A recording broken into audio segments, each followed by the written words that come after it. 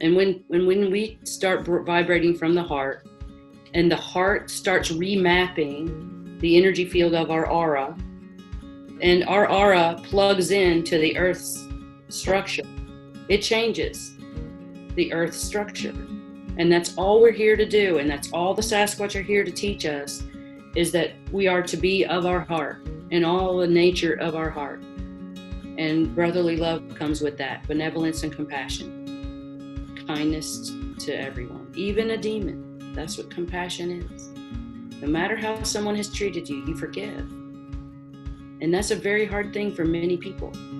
Forgiveness is what will rain forth the copper from our heart. When we forgive ourselves from our past, especially in the galactic wars we've all participated in at some point or another. You know, I've been in so many wars and so many planets and so many galaxies. I know. We're tired of that, right? I've been on both sides, winning and losing. I've been. I'm done with all that. Yeah, we're done with that. So we can choose something else. And compassion is the one thing we didn't have in the galactic fields. And now they're learning of compassion. And because of that, things are going to rapidly change. And I just feel that.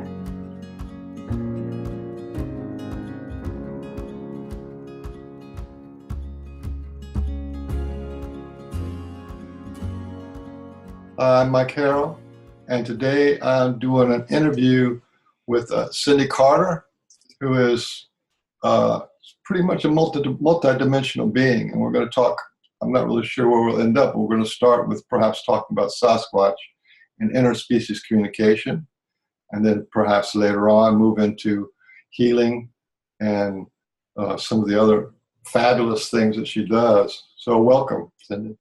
Thank you very much, Michael. I appreciate you asking me on your show today.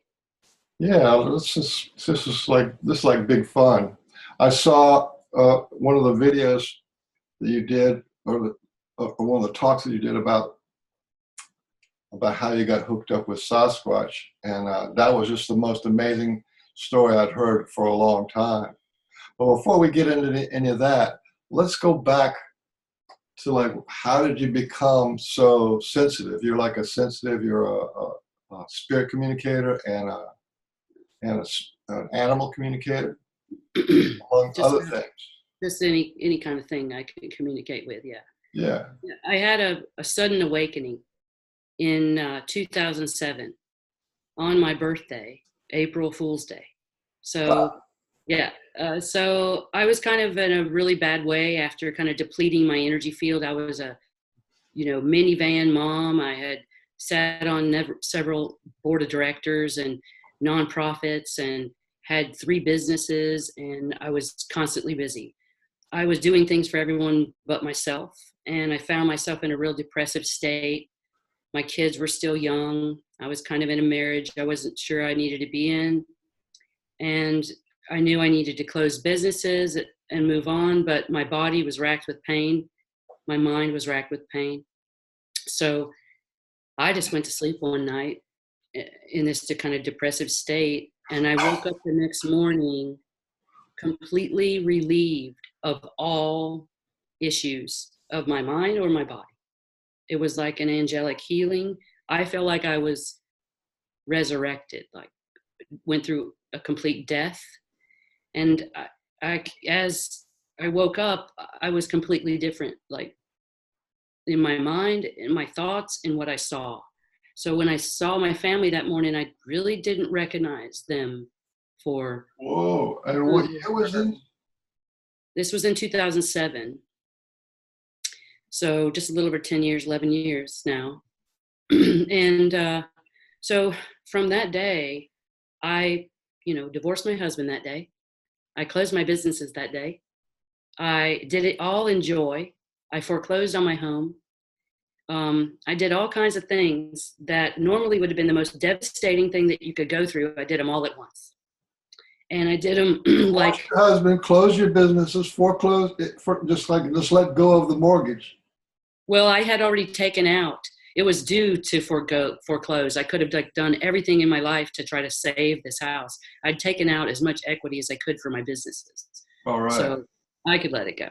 I'd been there a long time. So, and I really didn't care about possessions or material things. It was not about that. It was about finally living my truth. That's all I kept hearing in my head. I wasn't living my truth. And that was, by far something I felt like I had to work on, was how to live my truth. So from that day forward, I had people approaching me. Shaman would come to me. I didn't even know what a shaman was at that point. I was like running soccer fields and sitting on board of directors and, dealing with real estate and all kinds of stuff. And all of a sudden I'm thrown into sitting in the woods for 5 hours with a shaman.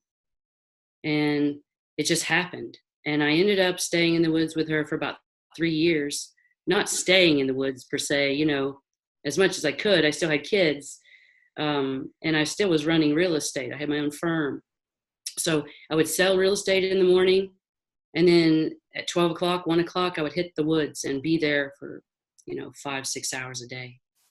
And it was to bring my energy field and my cellular memory down away from like the matrix that I had been living and the resonance that I had been living to now down to an earth's resonance, a more harmonic one in my body, because my body was still kind of running cellular memory at that time. So I learned a lot from that person. And then, priests, all kinds of people would just come to me. I didn't know who these people were. And then I would be guided by voices that I didn't know what it was. In 2010, I started channeling a collective voice called Solene. And Solene I called the Ancient One. And I wasn't sure what the Ancient One was, other than it was a collective wisdom from earthly and cosmic sources. And it was one voice, but with a collective message. And at the time, I didn't really know what or who it was for. I didn't think it was for me. But then, like a year later, I was like, oh my God, this was for me. I'm to learn all these lessons so I can progress through this ascension in an understanding of cellular nature. So I ended up having geometry, visions, complete information about cellular division and cellular proliferation. Science used to come to me, and I didn't take science in school. So I was channeling all kinds of things. I was channeling poetry. It was all coded and guided. And every time I asked, can I take this apart and gift it to somebody to tell me what the hell it is? And they would say no. The voice was like, no, it's not time. So I kept doing it. And all of a sudden, one day, the big picture showed me this was all about cellular ascension. This was the complete process of Genesis. Well, the name of this was called the Ancient One. Well, I now am questioning whether the Ancient One was a voice of Sasquatch, a collective voice of Sasquatch. They are interdimensional masters of cellular information and how cellular bodies proliferate. And I know that they were overwatching Sirius B when activity was going down with genetic restructuring. So after that point, it became really clear, I don't know what's happening. Then people came to me that was unfathomable, time travelers. I started learning from a man in Kelowna, British Columbia. I pretty much left America for several years and learned everything I could from this time traveler. He could view all timelines and bring back information of high technologies. And I was taught pretty much, it was just almost like a remembrance. I understood everything he was talking about. And he was a genetic scientist as well as a quantum physicist. And so I stayed with him, learning from him for 3 or 4 years. I learned how to, time travel, remote view. But actually, during that time, it really wasn't remote viewing. It really wasn't all that. It was actually a CIA operation that I did not know I was involved in. So hold the phone there. Time out. Time out. You went through like about, half a dozen categories of like mind-blowing things. Because when you go to bed one night and you're one way and you wake up in the morning the next way, that is a possibility of being an awakening, but it's also a possibility of being a walk-in. In other words, you have a family group, and that part of you is here in this body, and then some member of your family group says, okay, it's time to step in and start cleaning house. And then an actual another energy, life force comes in, and that's the one who starts. So that's a possibility. And this happens in terms of people who are star seeds, and with the Sasquatch people who had other lives as Sasquatch. There's people like that, where the life radically changed. You're not the first one that I've heard the story of people's life radically changed within a week, Yeah. And then some people who don't recognize their kids, and they have to leave. They have to, they leave their husband, or because there's no relation. There's that new energy inside has no relation at all to that life.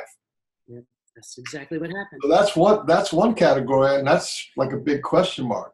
And then it comes to like these downloads of information you're getting with the geometry and the I mean, that's like right up my alley.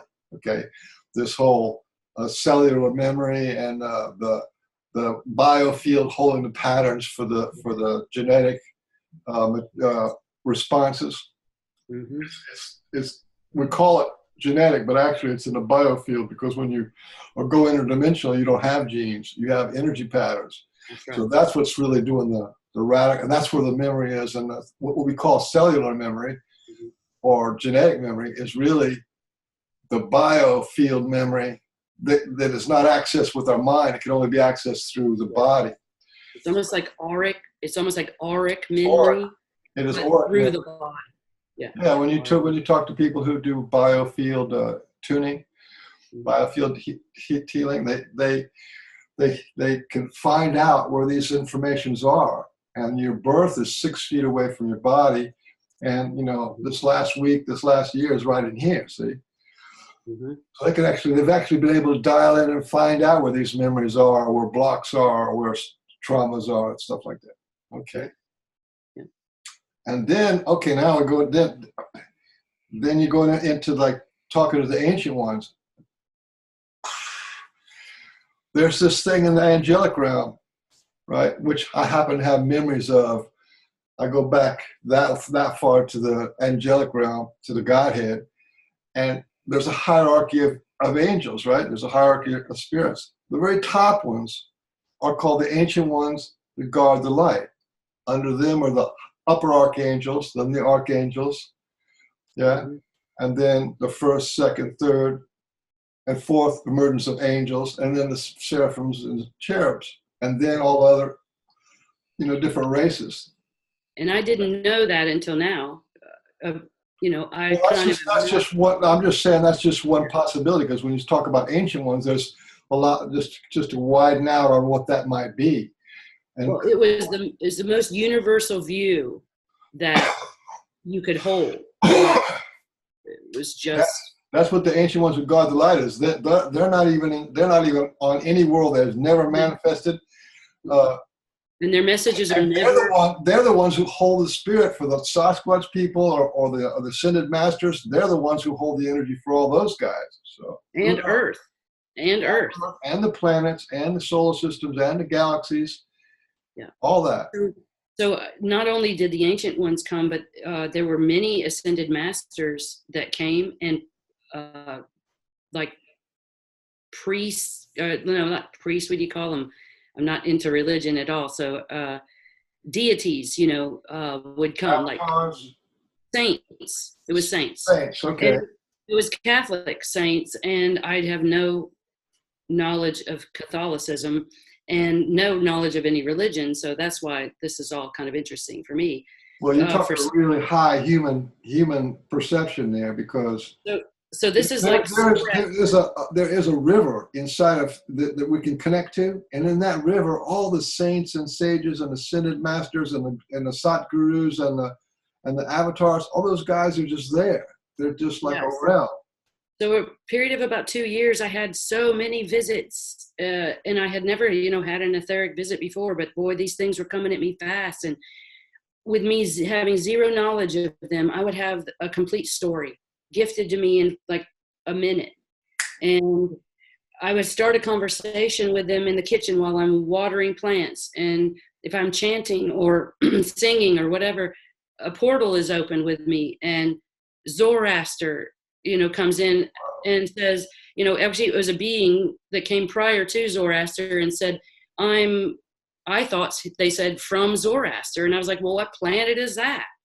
I didn't know even what Zoroaster was.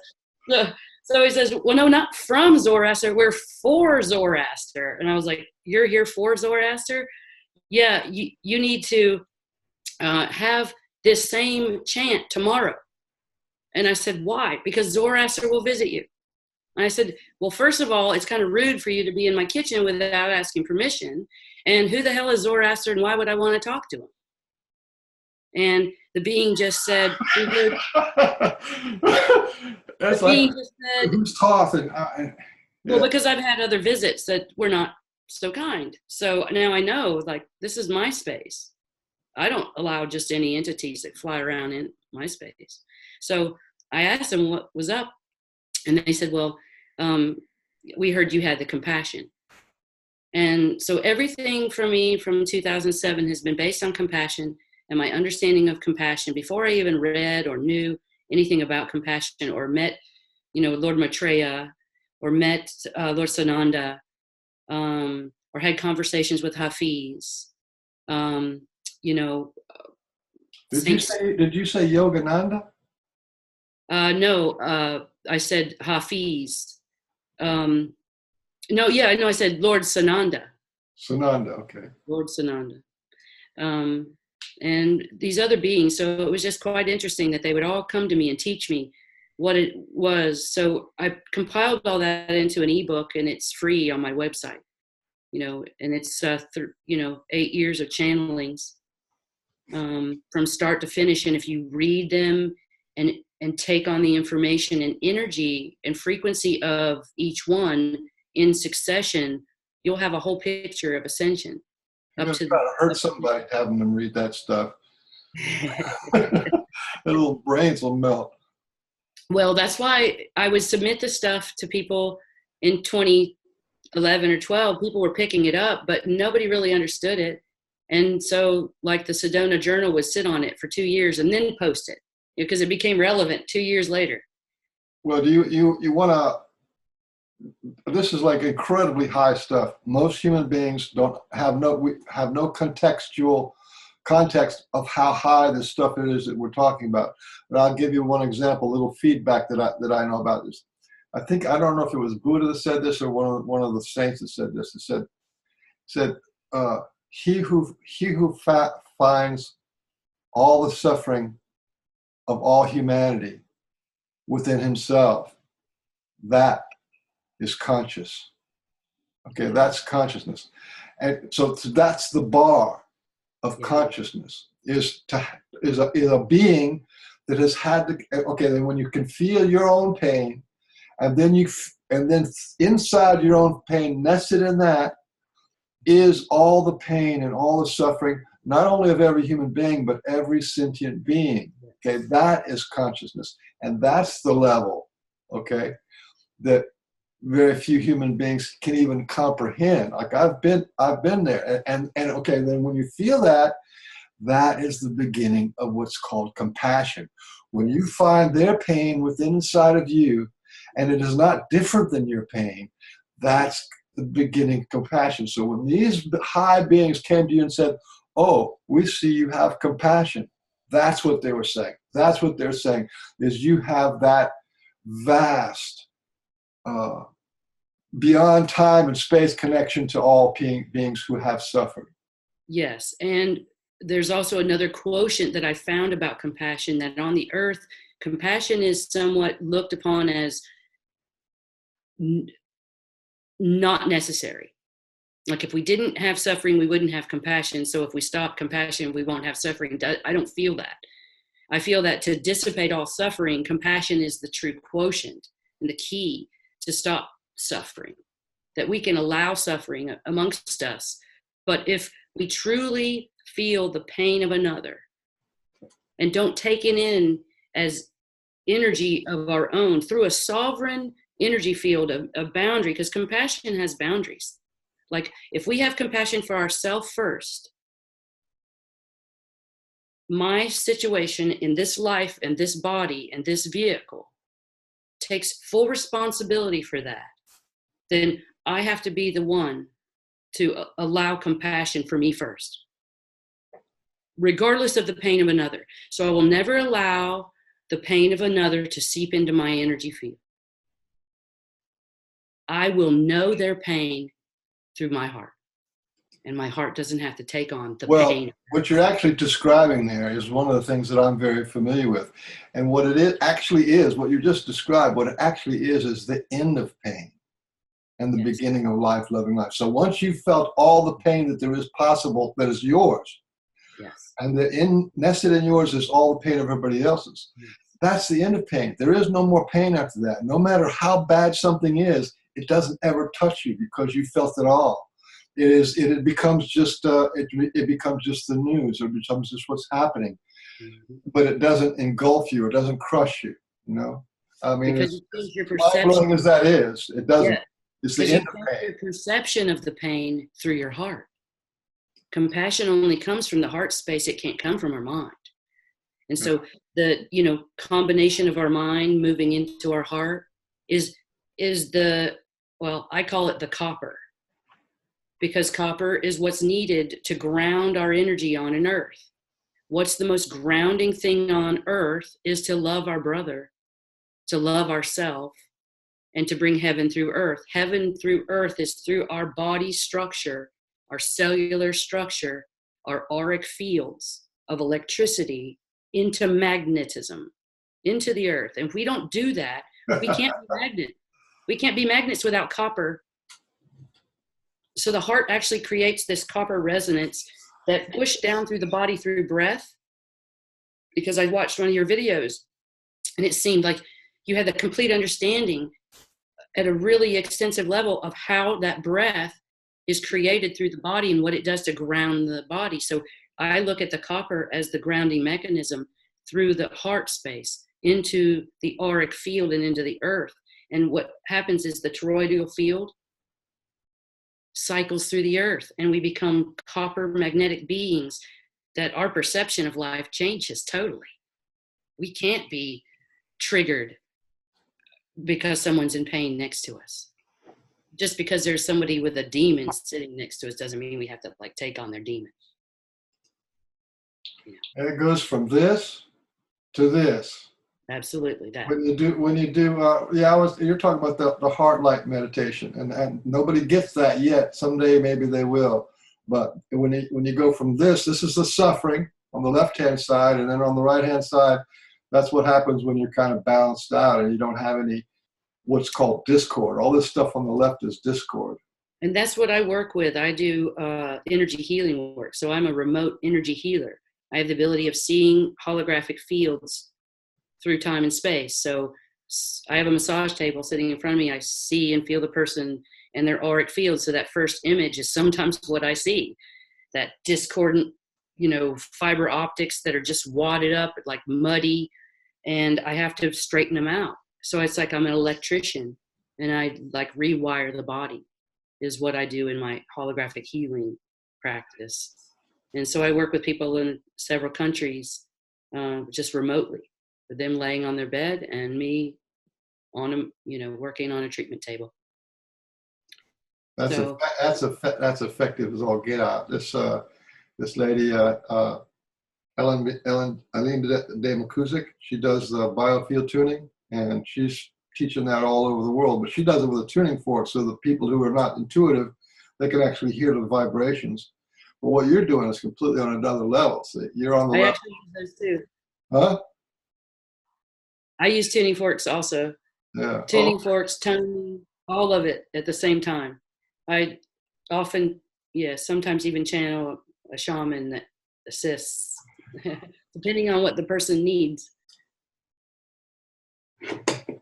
Well, okay. that is like, that to me is okay. We did a kind of like a nice surface of where you're coming from. Yeah. But I think what a lot of people do, that, and one of the things that got us together was our love for Sasquatch. Absolutely. And as soon as I started hearing one of your talks, your story, I started getting pokes from the Sasquatch people. Listen to this, watch this, pay attention. I got a little excitement.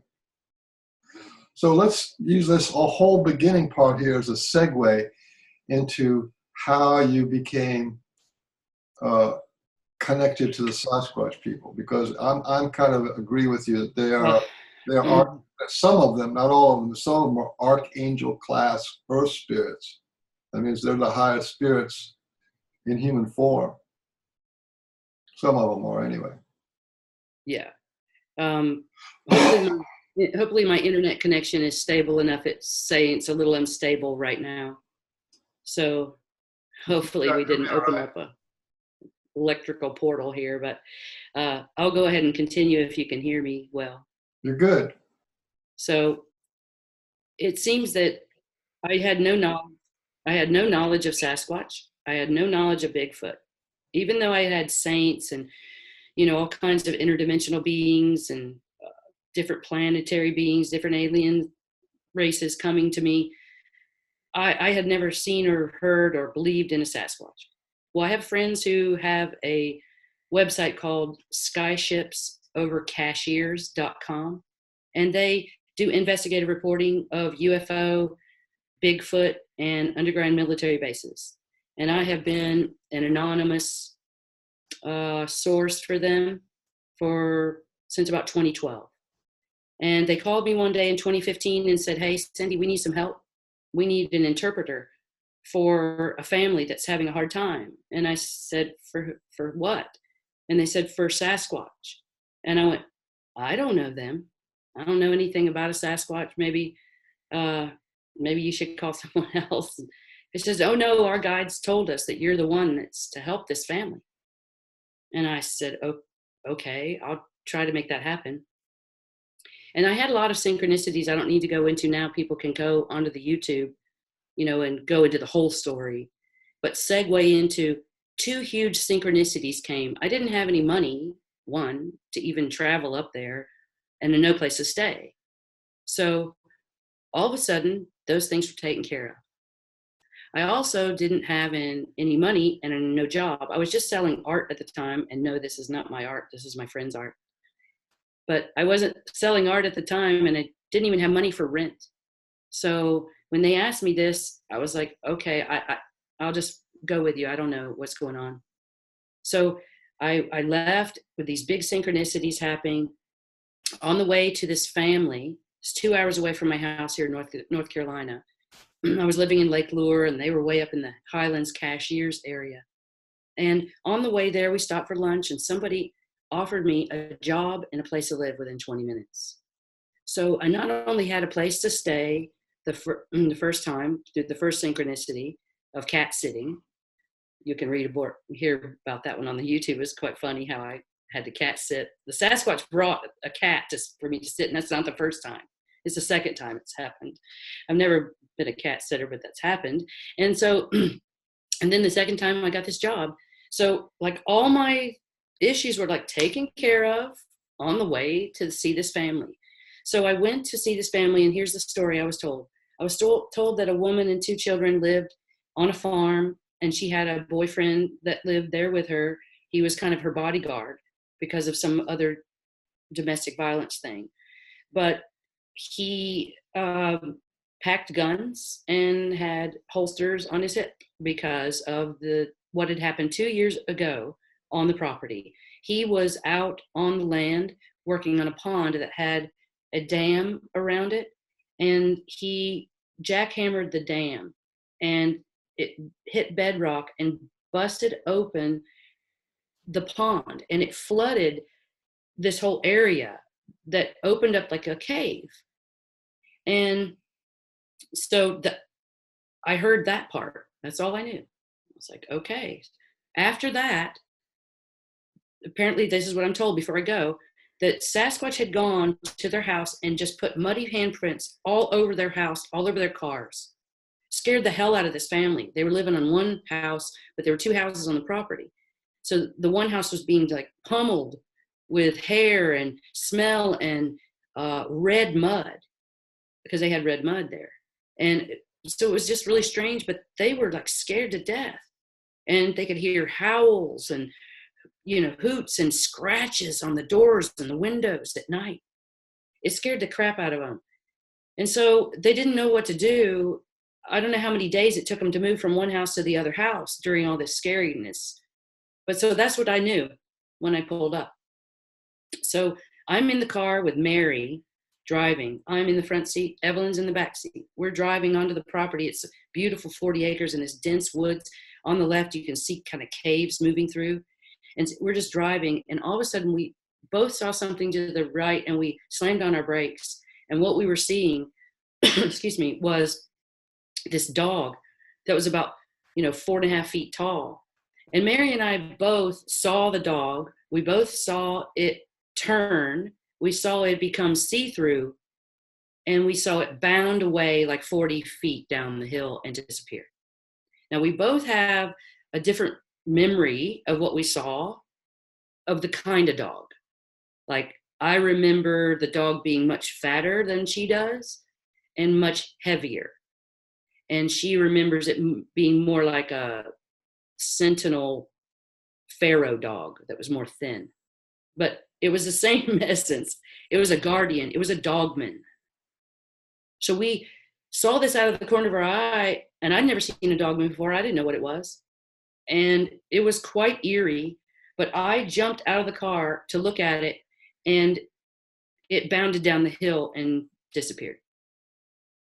We got back in the car and started driving down the driveway. Now, we're already pretty darn tense at this point, right? Because we don't know what's getting ready to happen. We're coming, what the hell's around this corner? Because, I'm ready for anything. If I've been around some pretty ugly energy in other dimensions, so I really don't know. This was a guardian. I did ask for permission to get onto the land, so I felt like I was okay. I felt like we were fine and safe. So we come onto the property, we pull up to the second big home. The owners are not there for me to talk to yet, and I see down to the pond. And I was just drawn to the pond immediately. Like, I got out of the car and started walking. And Mary and Evelyn said, maybe you shouldn't go. After what we just saw, maybe you shouldn't go. I said, no, I'm going, it's fine. So I went on down to the pond area, and all of a sudden, I had this overwhelming feeling of complete sadness for what I was feeling and witnessing there at the pond. Like, this was sacred space. I could feel that. This was their home. All of a sudden, out of nowhere, telepathically, I could feel them around me.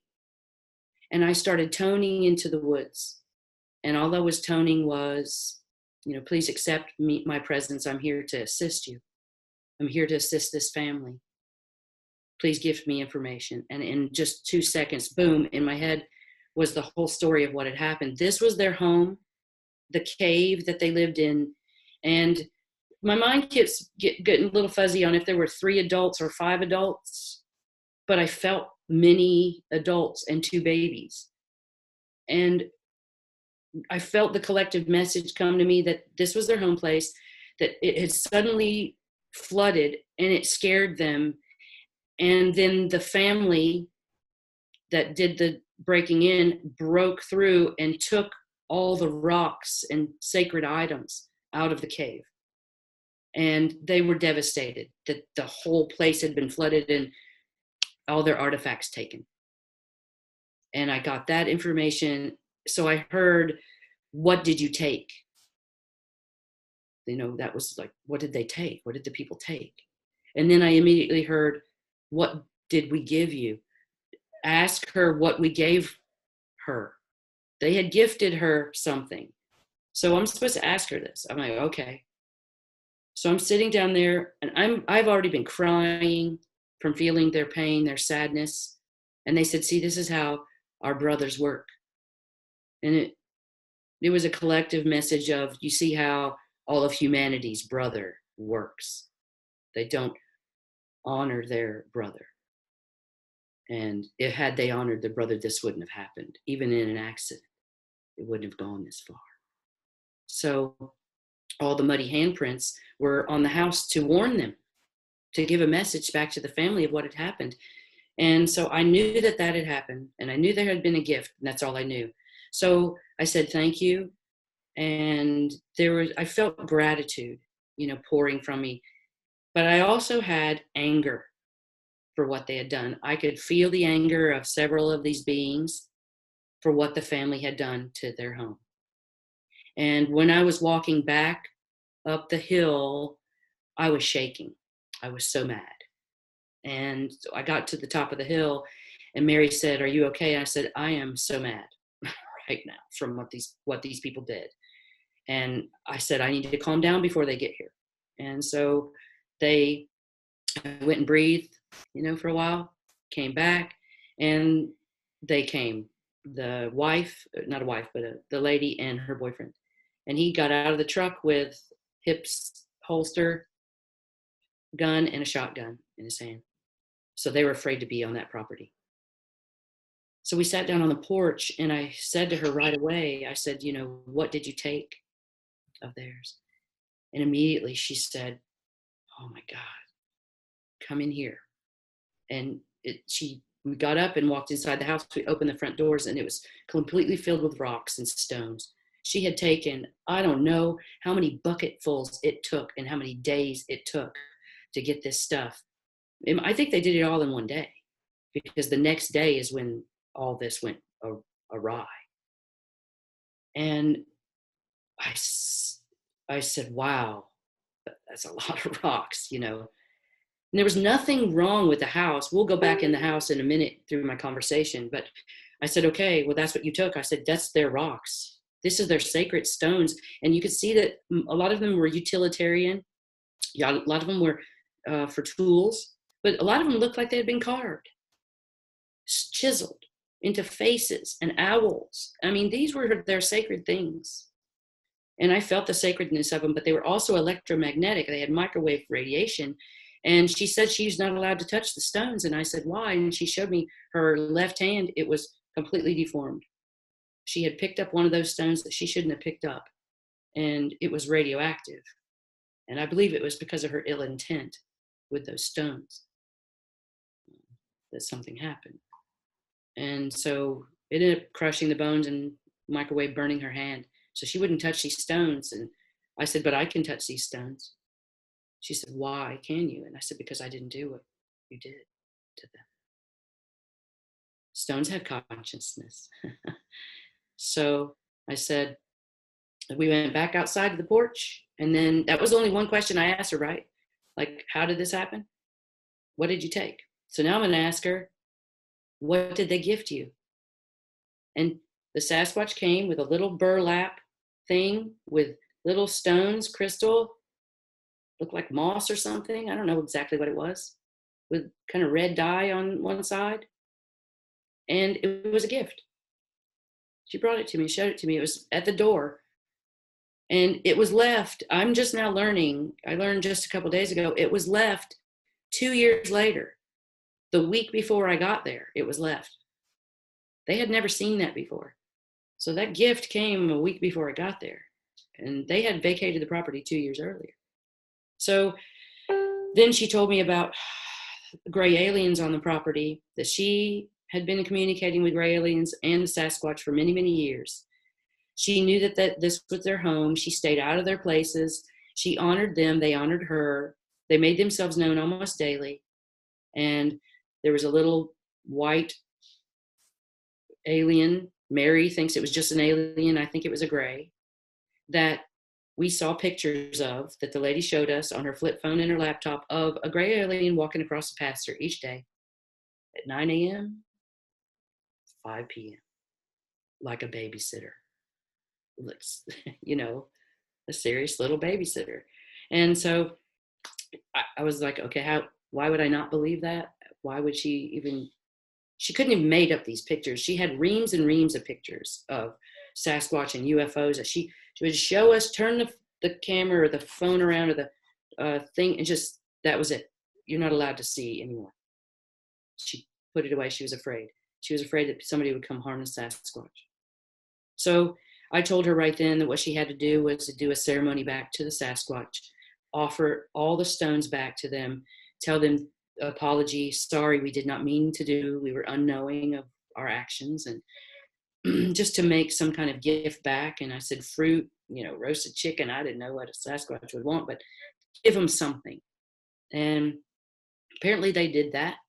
About 3 or 4 weeks later, I got a call that said, the family did that, and everything stopped on the land, and they're peaceful now, and thank you. And then maybe a month after that, I got a call from the family that asked me to come back out there and help them. They didn't know how to approach the land.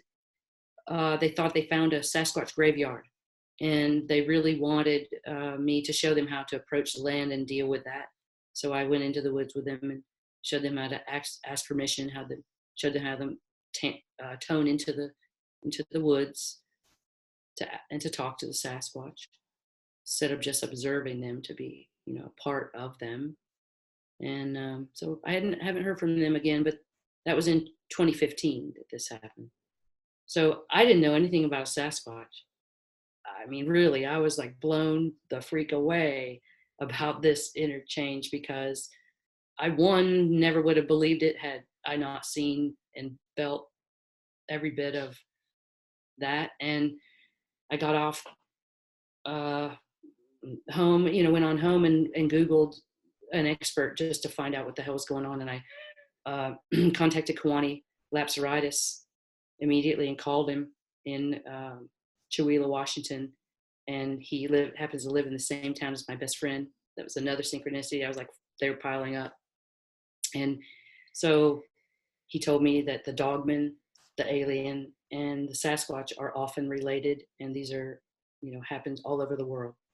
And that what I saw was something very normal in the realm of Sasquatch. So I was completely blown away that this was actually real.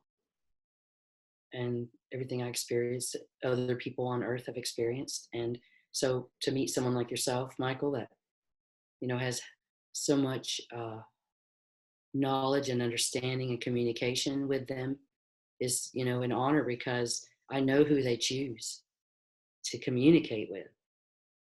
And we're going to find out, I think, soon how this is going to work.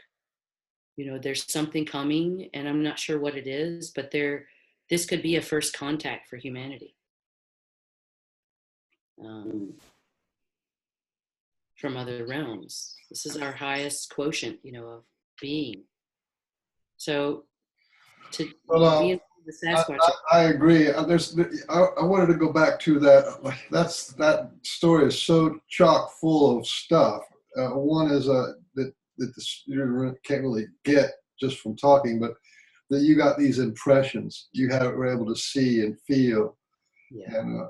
And one of the points I wanted to make is that Sasquatch prefer giving you visuals and feelings. Yes. They can speak perfectly into your head or verbally in your ear, but they prefer on the feeling level first, and then the visual level. And they can drop a lot of information. The other thing I wanted to throw in there, because of, people get lost in the story, is when you were talking about the little ET people, the Greys, or the small whites, or whatever they were, and they were carrying the Sasquatch babies. Mm-hmm. They would carry them off on one side of the field, and then later on in the afternoon they'd bring them back. Mm-hmm. And Kawani actually said in one of your other videos, he said that the ET people, those Greys, actually work for the Sasquatch people. Yeah, that's what he told me. And other people have the opinion that the Sasquatch people are working for the Greys. In other words, that the Greys are doing all this stuff in the world, and they I believe that's got to be the opposite.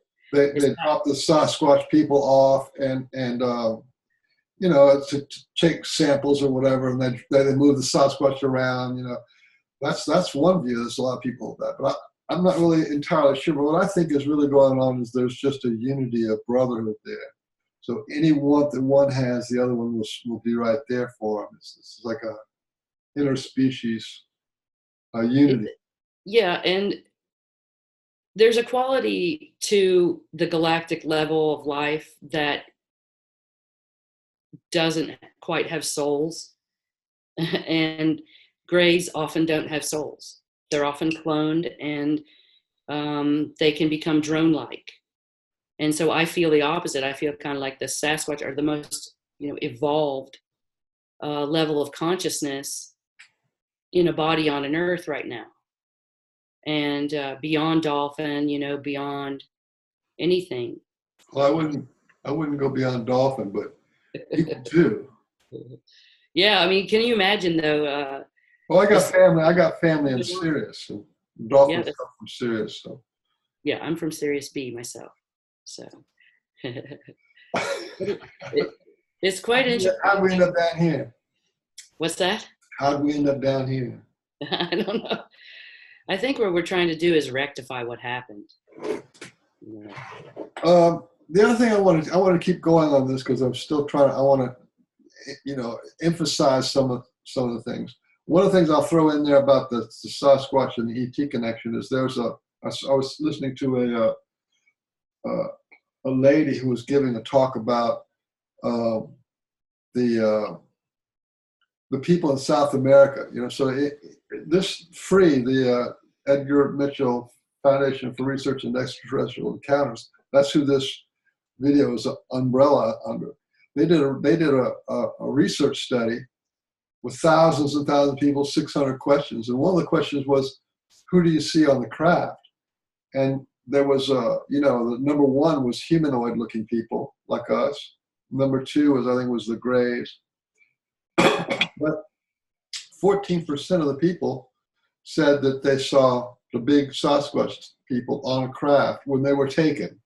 So they're taken out of your bedroom and then you're looking around the craft and there's a Sasquatch over there and the ETs are over there. And I thought that was phenomenal. And then 17% said they saw the small Sasquatch people, the ones that are under 5 feet. Mm-hmm. But this lady was giving a talk. And so the numbers of people who get taken by the ET people, and I'm just connecting the ET story to the Sasquatch story. The ET story has been going on since the 1930s, 1940s, and it's been building into our psyche, right? Around 2000 to 2012, the Sasquatch starts moving in. And they're following some of the same timelines, some of the same things. Like the Sasquatch are seen as wood apes, they're seen as monkeys, they're seen as Neanderthals. They're throwing everything in the book out there trying to figure out what they are, all the researchers are. And anyway, this lady was researching the ET people, and she said that in South America, now in North America and in Europe, it's like, a huge number of people go on ET craft, they see the small Greys, or they see the human-looking, Nordic-looking people. But in South America, 50% of the people who go on craft, 55, something like that, report saying that it was a Sasquatch craft. Now, in order to have the same numbers of people taken in North America as in South America, we're talking about millions of people being taken a year. Mm-hmm. We're talking about fleets of Sasquatch spacecraft. So in my mind, that means there's a whole brotherhood of Sasquatch that are doing work in the spacecraft. And then there's whole families of Sasquatch that are doing work on the Earth. They're connected to the Earth, the mountains, the streams, the waters. They're living that way. So, which is kind of mind blowing. We have our space, we have our airport, our airplanes and stuff, and military, and they have their people who are very technical, and they fly around these ships and stuff. So I wanted to add that in there. So, and then the next thing I wanted to say is I'm really fascinated about what has happened to you since then with Sasquatch, because I think there's all kinds of stuff that's happening has happened to you since then? And I'll let you take that away. Well, also some things happened to me prior to the event that I didn't realize were Sasquatch related, but now I realize were totally Sasquatch related. So the two homes that I had lived in prior to this occurrence, I know had Sasquatch on. I didn't know what was in the woods, hooting and hollering and slamming trees around. I didn't know what was banging against the trees. I didn't even bother to look. It didn't bother me. It didn't, unusual occurrences don't faze me. Like, I see a lot of unusual things. So I didn't realize. So when the occurrence happened, I was like, wow, now I realize the last two houses I lived in was like that. And I knew what areas I could go in and which ones I couldn't. I knew. And so afterwards, they started working with me. And I'm not sure what you might know about the connection of inner earth. I'll ask you that in a minute. Inner earth beings and Sasquatch. But I feel a huge connection between that. I was given glyphs, the sticks, continually for a year. At my car, at the garden gate, wherever I might work, there'd be crazy, unusual patterns, shapes, triangles, stars, all kinds of things. Some of them look like A's, the letter A. Some of them look like mountains with people walking up them. I mean, it was just interesting. And I knew that they were communicating with me, but I didn't, like make a big deal about like what that message was. If they had something big to work with me on, I would know it. And so this was just kind of a fun communication. But they're also like I would lose things in the house and find them in my car. My car would be locked and I would find it on the dashboard of my car. I mean, they would do things like they would start sending people, which is I knew was happening. I had moved across to the little town that they told me to move to, that where I got the, job and the apartment to live in immediately when I had no job. So I'm living there, and they started sending what I felt were inner earth beings. People on the earth that had a resonance and connection to inner earth. And they were often had no earthly idea of why they were coming to me, what they were talking about. They were almost in a trance. It was day after day. I even, in my journals, I would journal, like this is giant week. I mean, every giant person on earth would come in for a solid week. And these people were like over 7 feet tall, huge people.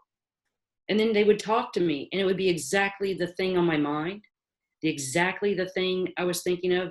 3 or 4 of them were autistic, but just came in and had no idea why they were there. One man rode a bicycle 2 miles down the road and had no idea why he was sitting in front of me. And he was autistic, but he was telling me about caverns in New Mexico and the ecosystem of the inner earth. Oh, are you kidding me? He sat there for 4 hours just spouting off stuff about inner earth. I let him spout. I left. He left the work, and then I went home, and I was sitting outside that afternoon. It was like late 5:30, sitting out in the sun, put different clothes on, and he walked by with his bicycle. He was still there, and he walked and he looked at me and goes, "Do you know you have a red cardinal behind your head?" And I go, "No." "Oh, cool." And he goes, do you know about the 32 species of bird in that valley? You want me to recite them to you?" So he sat there and recited like 32 species of bird to me. It was just, it ended up being comical what was happening. But I never really had like a sighting other than telepathic information coming to or from them. And it was more like personal, like, what should I do now? And it would just like appear. What should happen for me? And a message would happen. Someone would walk in with the message. And I can't say that that was Sasquatch related or universal related. I work with the universe and the universal structure. So I welcome all things. Sasquatch is just one little itty bitty thing of what I am involved in. So it's just, it's quite interesting how they, choose to work with you. And I had to be open to it. I'm not entirely sure I'd call Sasquatch itty bitty. It's just, well, it is in my world, because of what I'm dealing with. It seems kind of a small part of what I'm dealing with. Well, we could go in. We could go into that. We're hitting about an hour now, and I wanted to save a certain amount of time. If you wanted to talk, well, you can talk about anything you want, because everything you talk about is pretty fascinating. One thing I want to throw in before I forget is I've been involved in this Sasquatch thing since around 2012, and the ETs and stuff like that. But I've watched the ET people. They were going like, "Oh, everything's nuts and bolts, craft. You know, do you have a footprint of a craft? Do you have, a little radiation of a craft? You know?" And then eventually it got to where people have to say, "Well, there's people on that craft, and the people are intelligent. They're not." So you have to take the thought further than the floor plan. Yeah, and then people start to be awakened by their contact. Their consciousness, their psychic abilities awakened them, and then people start getting downloads of information. There's all kind of people getting physics and geometries and histories and all this kind of stuff. It's all because of the conscious contact. And I'm seeing that the exact same themes are going through with the Sasquatch people. So they're, now the Sasquatch people are contacting the most and getting connected to the most is the sensitive people, the people who've had past life in Sasquatch, or the people who are clairaudient, all those psychic abilities. So here's my thing: is right now there's people who really want to kill Sasquatch. They really do. They think, well, put them up on the wall, and then it'll be done, And there's all these kind of stuff. There's people who think that Sasquatch are retarded. There's people who think that Sasquatch are just barely able to they're just kind of a wily ape, and they have no idea that. And then there's other people who are actually having experiences of like living in the same neighborhood, like that lady you just described. There's people who live generations with them right over there, and they come and go and they say hello to each other, and that's generations, with no problem. So, but nowadays it's the research. People want to get the scat, they want to get the footprint, they want to get the hair, they want to get the DNA, they want to grab something from Sasquatch, and which I find is amusing. Here's my thing: is what I think is that once they understand the psychic side of Sasquatch, the spiritual side of Sasquatch, that every research team should have a woman like you or a man that would have abilities like you, who can see what the Sasquatch people are doing, who can feel them and find them. Because the Ghostbuster people, right? The people who go around checking out ghosts in the house, they always have a team of 4 or 5 people, right? And there's one guy does the electronics, the other guy does this. But they always have somebody who's a psychic in their pocket, who when they get all their information, the psychic will step in there and say, "Oh, this is this person, and this is this person, and she did this, and that happened. This is their history." And the Sasquatch people is all they would need to completely wide open this whole communication with Sasquatch. What they are is if enough of the people who are the men who are like these big burly researchers, if they had a psychic person and they could say, "Okay, we're out in the mountains here. What do you see?" And they would have that psychic connection. If you did that, the whole atmosphere of the Sasquatch world would change, and perhaps the world too, because that's what you need for the ET people. Well, we're trying to merge science and spirituality, and every scientist is trying to find the spiritual quotient of the God source within us. Well, I know that the Sasquatch understand that, and they are high masters of cellular information. And cellular Look, any being who can turn invisible whenever they want, bilocate or trilocate, they could be in 4 or 5 different places at the same time in different states, like from Nebraska to Florida if they want. Any people who can do that, it's really worth watching them. Just we're paying attention to them, because you don't do that by being a dummy. That's not by accident. No. They do that. Their bodies. They have been doing this interdimensional work for so long that their bodies are now tuned to it.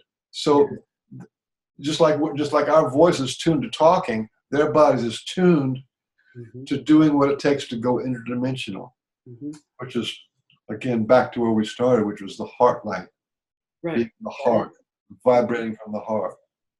And when we start vibrating from the heart, and the heart starts remapping the energy field of our aura, and our aura plugs into the Earth's structure, it changes the Earth's structure. And that's all we're here to do. And that's all the Sasquatch are here to teach us, is that we are to be of our heart and all the nature of our heart. And brotherly love comes with that, benevolence and compassion, kindness to everyone, even a demon. That's what compassion is. No matter how someone has treated you, you forgive. And that's a very hard thing for many people. Forgiveness is what will rain forth the copper from our heart. When we forgive ourselves from our past, especially in the galactic wars we've all participated in at some point or another, we have. I've been in so many wars and so many planets and so many galaxies. I know. We're tired of that, right? I've been on both sides, winning and losing. I've been. I'm done with all that. Yeah, we're done with that. So we can choose something else. And compassion is the one thing we didn't have in the galactic fields. And now they're learning of compassion. And because of that, things are going to rapidly change. And I just feel that. In one way, this is like, maybe there's very few people think about this way, but in one way, that's what makes human beings at this juncture in time so important. Because we have the possibility that if we evolve and we awaken properly and we find our hearts, we find our compassion, that this is like the cascade, this is like the domino effect that will knock over. That's why we have thousands, literally thousands of different types of ETs come and visit to see, because there is a possibility that we can do it. And that's what I think all the buzz is about. Because, I remember wars that lasted 10,000 years, you know what I mean? And there's still wars going on. It was just like in 2017, 2016, I remember I had this whole vision of, I was like, somebody gave me, a friend of mine from the other side said something to me and was giving me a vision about something. And part of the vision was, I was up in space and I saw these ETs, right? And they were in the middle of a battle right over Earth. And they all just turned and looked at me. They stopped what they were doing. But their battles were not like our battles. It was more like this energy thing. It wasn't like blood and guts. But they're still fighting out there. Yes, they're still fighting. And so that's what we're trying to do, is to stop. That's how the matrix will be changed. And that's how the reptilian takeover of this earth will change. When compassion takes our hearts and we start acting out of compassion, the earth will change its resonance. And the hold that reptilian factions have on us will change. They will dissipate. It is a matter of science. Higher energy takes over lower energy. It's about vibration and frequency. And Sasquatch are the, masters of all that. And when people start believing the people who have connection and understanding that there's a truth behind it, then we can start learning from them. Maybe the regular person, who might not have believed in that kind of crazy idea could take on the idea of learning to be heart-centered. However that looks. If it has to come in a Sasquatch form to us, like a cartoon, fine. If a cartoon character has got to teach me how to be heart-centered, I'm okay with that. If it's a hairy, beast that needs to teach me that, I'm okay with that. I'm okay with it too. Listen, when your heart is touched, you don't care who it is. You don't ask for an ID. No. So here's a question for you, Michael. Some people across the world are talking about like this event, this wave that's going to like take over people, and like, some people might go crazy. That's what I'm hearing. Some people think it's an apocalypse. Some people think it's going to, come through and make your mind crazy, make all the anger in you come out. Well, what if it was the biggest brotherly love you've ever felt in your life? raining down on you, in you, of you. You felt that with these beings. And for you to feel that, there's no other choice in your mind once you felt that kind of love. It's beyond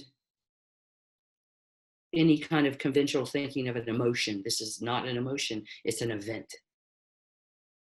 And, you know, when we can get to that point of feeling this huge love, maybe that's the event. Maybe that's the apocalypse. The galactic, and that's a whole nother story. You know, I have a whole nother story for another time.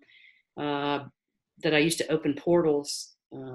CIA used to get a hold of me and take me, and I did, before I knew what was going on, they would take me into portals and measure how they worked before and after I got there.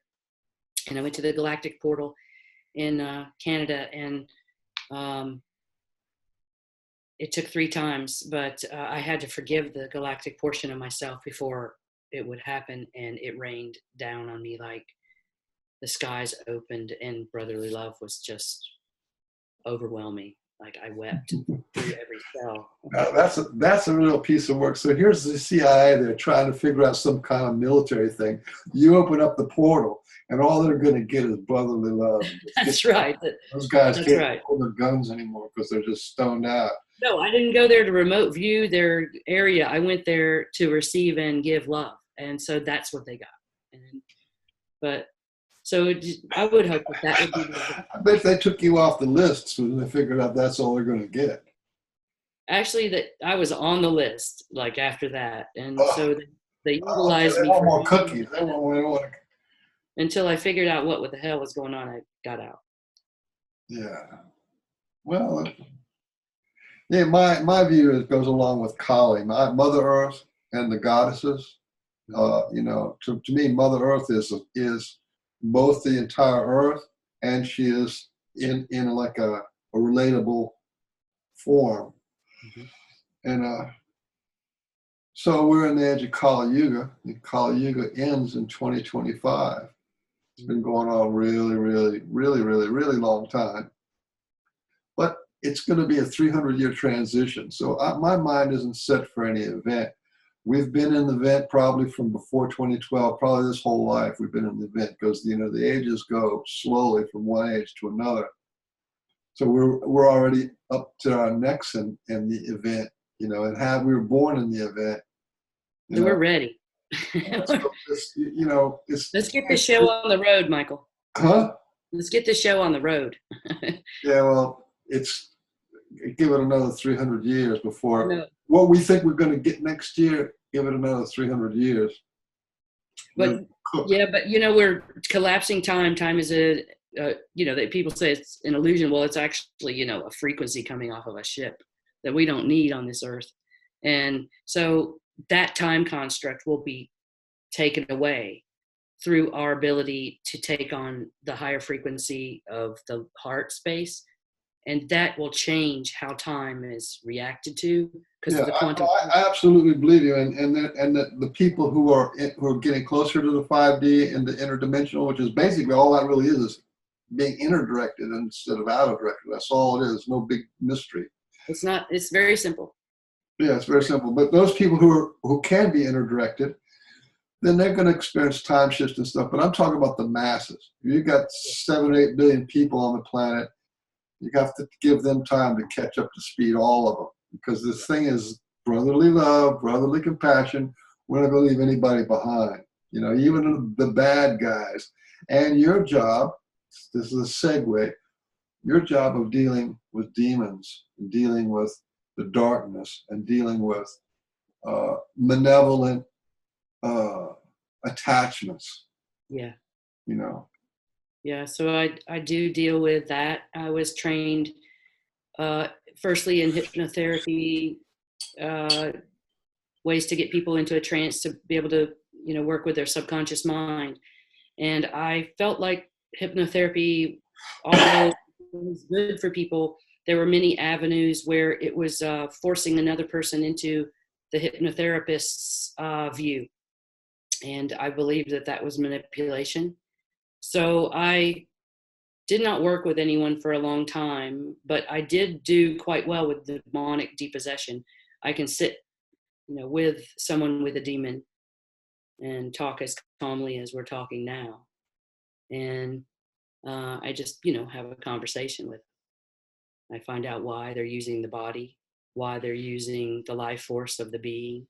And oftentimes they'll come in and talk to me in their entity. And so now I don't really work in that form. I work in a more compassionate form. I found a way to work through demonics, vampiric, any kind of really ugly mind control, MK Ultra, my labs. I have a lot of those kind of people that come to me. So they have frequencies, they have tones, they have agreements, they have attachments, and their bodies. Don't forget curses. There's a lot of people carry. There's so many curses. And these are like lifetime curses when you're born, from epigenetic markers from your past. I mean, it's ridiculous how much we're riddled with, right? So the way to do that is through this holographic healing. And I do it through that, but I also work through subtle energy devices. And so I know about radionics, and I understand about subtle frequencies. And so I can work with anyone, anywhere they are in an emergency status. So I'm right now working with 3 different people on an emergency, and one of them is satanic ritual. One of them is domestic violence, and another one is heartbreak. These are emergencies for people. And so during that, I work with their being to kind of bring them into a mindset by talking to them on the phone. And then I work through subtle energy to work on their auric field, to work on their homes, to clear the energy of their mind, to clear the energy of their homes. And then I work on all the different systems of the body. But I do that. That's my emergency thing I do. But I have the treatment that I do on the table, either in person or away, but it's mostly remote. Like 95% of my people are remote. So I just do depossession there on the table. And it looks different to each person who's bringing out demons in their body. It can be a full-blown attack. I have stories that are quite phenomenal of people being fully taken over by a demon in my presence. And I had a lady go from a full-blown demon speaking in third person about herself to that demon leaving the table, and an 8-year-old took over, and she became an 8-year-old. And it's quite dramatic. If I was ever to write down all the ideas behind that, it would be like a Carrie movie, really. So I did, you're speaking my language now, because there was a time for a few years, once I was doing my healing work back in the day, I also was doing spirit releasement therapy. And it's basically like you say, you don't have to put a person in hypnosis, but you just talk to them, and you can actually talk to the entity or the group of entities or the family of entities. And there's all different kind of varieties in there, from relatives, from neighbors, from just whoever. There's every kind of variety of people who can just be like what you call an attaching spirit, or somebody that's going along for the ride, to malevolent humans that become demonic, to actually demonic beings who have never been human and have no compassion, and they will never turn. They're never going to turn. All those guys, you have to go back to their source of whatever their source is. yes, That's correct. There's the space for them. But I've worked with this kind of energies before, and it's very important work. And like you say, like I have my own healing modality, but I don't talk about this stuff too much because it just scares people. They don't know what to do with it. This is not something, until someone asks me, I don't put out there that I do demonic depossessions. It's not really something I enjoy, to hang out with demons. But if somebody's having a major, issue, it'll come to me, and I'll have that to work with. Well, when people are really stuck, you can tell that there's something beyond them. That's well, it's often shadow. It's often, shadow aspects of themselves, unprocessed emotions. And once we get through that, then you can be a sovereign individual, and you can work on an earth without being part of this matrix. You can truly live outside of this matrix. I'm not talking about, you still have to play a game of, having car insurance and stuff like that, or still in the matrix. I can't give up on, using money or anything like that. I could certainly try, but I can be more conscious with my money, and I can be more conscious with my energy. And that's really the most important part of what I know I'm here to do, and what others are here to do, just in healing ourselves. And that's what I learned from the Sasquatch, is this is about healing ourselves. And Well, I appreciate you giving me the touched on opportunity what I today. think is what I think is a really important point. And since I am I have my own like healing modality that I have a lot of videos of on YouTube, and I have a group, is this thing about when you have aspects of yourself that have been suppressed, and if they have enough trauma energy or enough rage energy or enough of that, they're actually using your life force, then those suppressed pieces of yourself can actually become conscious, and they can be opposed to you. That's where the idea of self-sabotage comes from. That's where the people who are anxious, Yes. beyond normal anxious, the people who are living in panic attacks and stuff like that, when you start to see that their shadows have become vindictive, and they actually have enough personality to be what you and I would consider a separate being. It's actually a split in there, or a division. And this is a shadow. Yeah, it's a shadow. It's a shadow of. And so when we look at the shadow, we need to, accept and forgive the shadow that we see in ourselves. And that's where a lot of people now, because we're in what I call the transparent times, this transparency is so clear that people's demons are coming out right and left. Their most unprocessed things are coming out: the pain, the anxiety, the sadness, the blame, the shame. So people are having to learn how to deal with this in a really quick way. And that's why I've kind of gone into hyperdrive, putting out podcasts and videos to help people, because I'm only one person. And so many people are kind of coming to me for help that I kind of need to be able to reach more people, so that they can understand that they're not in a crisis, that the crisis is in their freaking mind, because we're being controlled by a matrix that alters our mind. And if we can change the perception of our mind, we can change everything to our heart. And that's all I'm trying to get across to anyone. But I feel kind of an urgency to it. Well, one of the things that I teach, that I try to teach anyway, is you don't start off with being wounded. You don't start off with being broken and emotionally, whatever it is. When you're going to heal, you start off with that you're infinite and immortal and what was never created. I am infinite, Yes. immortal, and what was never created. Therefore, nothing can really be broken. Nothing can really be wounded for long. It's just a matter of housekeeping, okay? So when you take it out of that frame of, oh, I'm the victim and I was beaten and I was raped and I was this, well, okay, that happened. Okay, that messes up your energy really bad. That's real and you feel terrible.